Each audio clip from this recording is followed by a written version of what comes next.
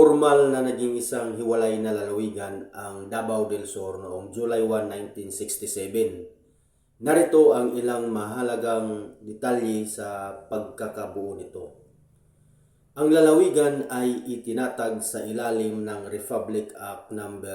4867 na nilagdaan ni dating Pangulong Ferdinand Marcos Sr.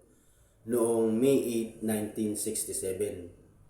Sa pamamagitan ng batas na ito, ang dating nag-iisang malaking lalawigan ng Davao ay hinati sa tatlo, ang Davao del Sur, Davao del Norte at Davao Oriental. Ang lungsod ng Digos ang itinalagang kabisera. Bago ito naging opisyal na probinsya, ang lugar ay bahagi ng kasaysayan ng lumang Davao Province na itinatag noong panahon ng pananakop ng mga Amerikano noong 1914.